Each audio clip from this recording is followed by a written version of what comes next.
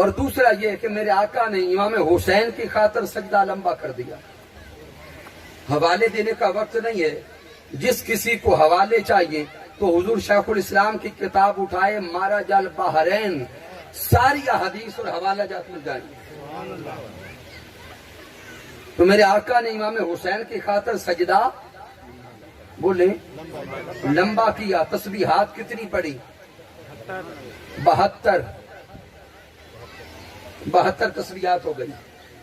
امام حسین خود اترے، آقا سجدے سے اٹھے، نماز مکمل کروائی۔ نماز مکمل ہوئی، صحابہ قریب آئے۔ صحابہ نے عرض کی آقا حسین آپ کو اتنا پیارا ہے کہ حسین کی خاطر رب کی نماز لمبی کر دی۔ نماز کس کی ہے؟ سجدہ کس کے لیے ہے؟ رب کے لیے۔ تو کیا حسین آپ کو اتنا پیارا ہے کہ رب کا سجدہ لمبا کر دیا؟ میرے آقا نے فرمایا میرے عاشقو آؤ میں بتاؤں حسین مجھے کتنا پیارا ہے۔ صحابہ قریب ہوئے، میرے آقا نے امام حسین کو اٹھا لیا، بوسہ دیا۔ میرے آقا نے فرمایا صحابہ سن لو، حسین منی وانا من الحسین، من احب الحسین فقد احبنی، من احبنی فقد احب اللہ، من احب اللہ ادخلہ الجنہ۔ آقا فرماتے ہیں سمجھ لیں کہ یہ حسین مجھ سے ہے، حسین مجھ سے ہے اور میں حسین سے ہوں۔ من احب الحسین فقد احبنی، جس نے میرے حسین سے محبت کی اس نے مجھ مصطفیٰ سے محبت کی، جس نے مجھ مصطفیٰ سے محبت کی اس نے خدا سے محبت کی، جس نے خدا سے محبت کی وہ جنت جائے گا، وہ جنت جائے گا۔ سامعین میں مختصر کرتے ہوئے کوشش کرتا ہوں یہ حدیث سمجھا دوں۔ آقا نے فرمایا حسین مجھ سے ہے اور میں حسین سے ہوں۔ یہ حدیث مبارکہ ذہن میں ایک سوال پیدا کرتی ہے کہ امام حسین نواسہ مصطفیٰ ہیں، آقا کی اولاد ہیں۔ تو سامعین یہ جملے سمجھیے گا، اولاد ہمیشہ اپنے والدین سے ہوتی ہے، لیکن ایسا کائنات میں کبھی نہیں دیکھا کہ والدین اولاد سے ہوں۔ جاگ کے یہ نقطہ سمجھنا ہے، ایسا نہیں ہوتا کہ والدین اولاد سے ہوں۔ سامعین دوسرے جملوں میں سمجھیں، شاخ ہمیشہ درخت سے ہوتی ہے لیکن درخت شاخ سے نہیں ہوتا۔ مظہر ہمیشہ مصدر سے ہوتا ہے لیکن مصدر کبھی مظہر سے نہیں ہوتا۔ میرے آقا مصدر ہیں، میرے آقا والدین ہیں، آقا جد ہیں، آقا درخت ہیں، امام حسین اس کی شاخ ہیں۔ یہ بات تو سمجھ آتی ہے کہ حسین میرے مصطفیٰ سے، لیکن یہ سمجھ نہیں آتا کہ مصطفیٰ حسین سے۔ نعرہ تکبیر، نعرہ رسالہ، نعرہ خلافت، حسینیت۔ سامعین یہ عقدہ وقت کے مجدد حضور شیخ الاسلام ڈاکٹر محمد طاہر القادری مدہ ذلہ والی نے حل فرما دیا۔ آپ نے فرمایا آؤ میں سمجھاؤں کہ میرے آقا کیا پیغام دے رہے ہیں۔ تاجدار کائنات کا یہ فرمان ایک پیغام دے رہا ہے کہ لوگوں سن لو، میرا حسین مجھ سے ہے اور میں حسین، سارے بولے حسین سے ہوں. مراد یہ کہ میرا حسین اپنی ولادت سے لے کر شہادت تک مجھ سے ہے.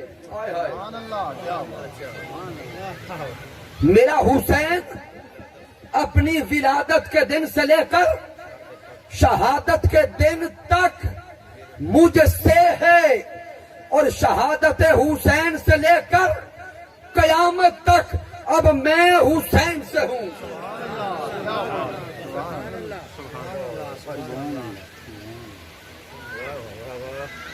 شہادت حسین سے لے کر قیامت تک میں بولے یار اونچا بولے حسین سے ہوں. میرا حسین فاطمہ کی گود سے لے کر اب بھی جو چپ رہے اس کی مرضی. میرا حسین فاطمہ کی گود سے لے کر نیزے کی نوک تک مجھ سے ہے اور نیزے کی نوک سے لے کر قیامت تک میں حسین سے ہوں. سبحان اللہ. اور دین اسلام کیا؟ دین اسلام اپنی ابتدا سے لے کر کرب و بلا کے دن تک مجھ سے ہے. دین اسلام اپنی ابتدا سے لے کر کرب و بلا کے دن تک مجھ سے ہے اور کرب و بلا سے لے کر اب قیامت تک یہ دین اسلام حسین سے ہے.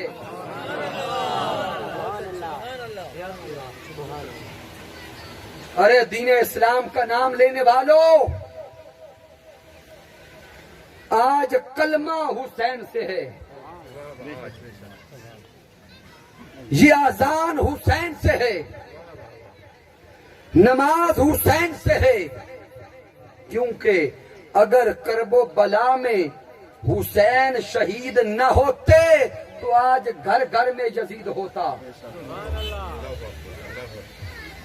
اگر میدان کرب و بلا میں امام حسین یزید کے ظلم کے سامنے، بربریت کے سامنے، جبر کے سامنے اور لادینیت کے سامنے حسین حق کا پرچم لے کر، جرت کا پرچم لے کر، شجاعت کا پرچم لے کر نہ کھڑے ہوتے تو آج نہ کلمہ نظر آتا نہ اسلام نظر آتا.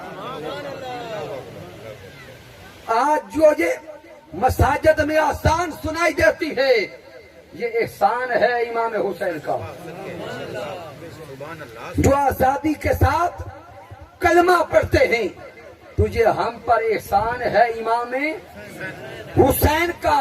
اس لیے جان لیں کہ اسلام محمدی الوجود ہے.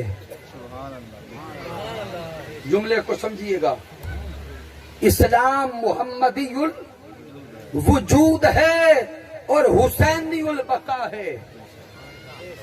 حسینی البقا ہے. دین اسلام کو وجود ذات مصطفیٰ سے ملا اور قیامت تک بقا ذات حسین سے ملی. نعرہ تکبیر، نعرہ رسالت، نعرہ رسالت، شہید کربلا. بقا امام حسین سے ملی. اس لیے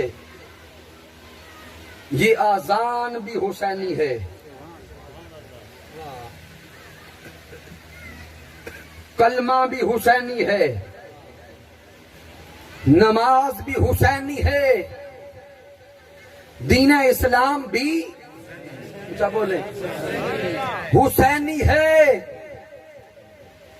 یہ منبر بھی حسینی ہے. یہ منبر بھی حسینی، اذان بھی حسینی، نماز بھی حسینی، کلمہ بھی حسینی. تو پھر لازم ہے کہ ہر کلمہ پڑھنے والا بھی حسینی ہو. ہر کلمہ پڑھنے والا بھی اونچا بولے ہر کلمہ پڑھنے والا بھی ہاتھ اٹھا کے بولے ہر کلمہ پڑھنے والا بھی حسینی ہو.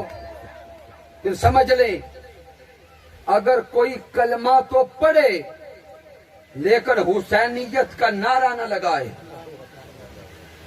کلمہ پڑھے حسینیت کا نعرہ نہ لگائے تو سمجھ لیں کلمہ پڑھ کر بھی اور سب کچھ ہو سکتا ہے لیکن مسلمان نہیں ہو سکتا.